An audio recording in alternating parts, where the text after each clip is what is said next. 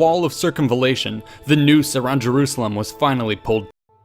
With the completion of the wall of circumvallation, the noose around Jerusalem was finally pulled tight.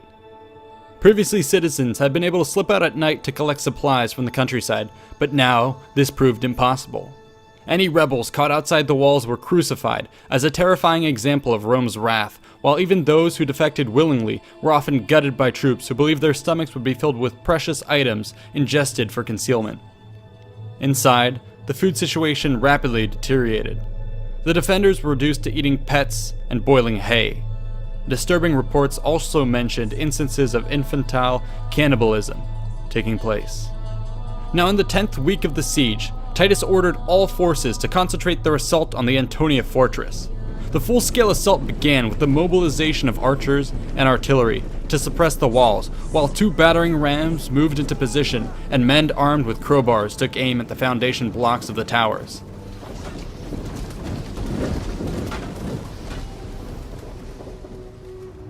Despite great efforts made the first day, the Romans were forced to withdraw for the night without making any noticeable gains.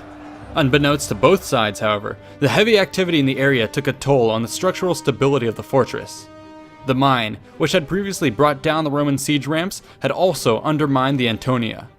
A heavy rain, combined with the pressure of the men and the machinery at work, provided the straw that broke the camel's back. In the dead of night, the northern wall of the fortress collapsed. At first light, the Romans positioned themselves for a direct assault through the breach. Once again, however, the Jews were one step ahead and had already constructed another secondary wall on the other side. Unwilling to give up the nighttime gift, Titus asked for volunteers to tackle the fortifications head-on. A handful of brave men volunteered, no doubt encouraged by the promise of rich reward. This gang took heavy fire as they ran up to the barricade, but managed to scramble over the top. The attackers proved too few, and with no reinforcements on the way, were inevitably slaughtered. The failure of this mission in full sight of the Roman army sapped their will to fight. A tentative stalemate ensued. 2 days later, in the early morning, 24 enterprising Romans, including a standard bearer from the 5th Macedonica and a trumpeter, decided to attack on their own initiative. The men silently climbed the ruins of the Antonia fortress and slit the throats of the sentries. With the barricade now secured, the trumpeter sounded a signal. This blast within the walls threw the Jews into a panic as they jolted awake from their sleep. Imagining that the entire Roman army was upon them, they fled to the Temple Mount.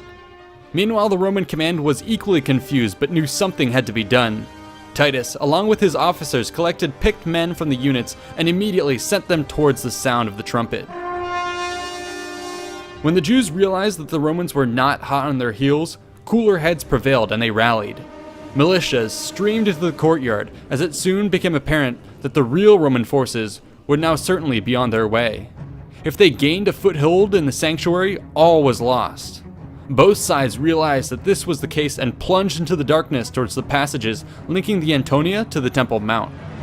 Brutal fighting occurred in the close-quarter confines that dragged on for nearly 10 hours. In the end, the fury of the Jews, fed by constant reinforcements, prevailed over the Romans, who sounded the retreat, thus ending the first battle of the Temple. Titus ordered the men to raise the Antonia on his side of the battle lines, and within a week was ready to renew the attack. 7,200 legionaries, picked from 30 of the best troops from each century, were mustered at night on July 17th. These men silently shuffled towards the ruins of the Antonia for a surprise attack.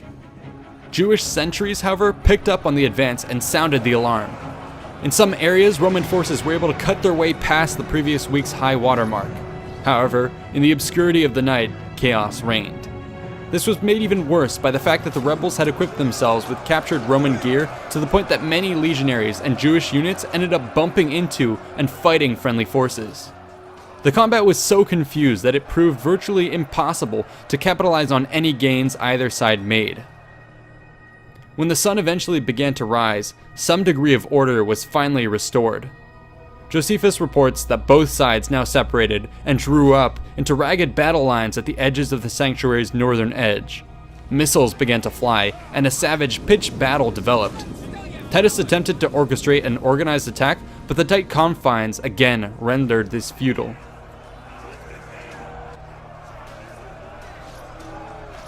By midday, it became apparent that no gains would be made, and the second battle of the temple was called off.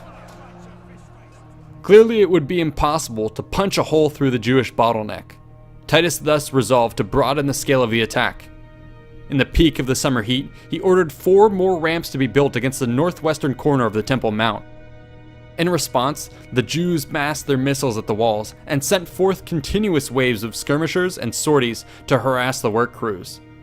Nonetheless, the legions steadily made progress. With the works nearing completion, the defenders tore down the northwestern corner of the temple colonnade, severing connection between the defensive parapets and the remaining elements of the Antonia. This effectively removed a key avenue the Romans were hoping to use as an attack route. At the same time, a major sally was attempted against the Roman wall of circumvallation at the Mount of Olives.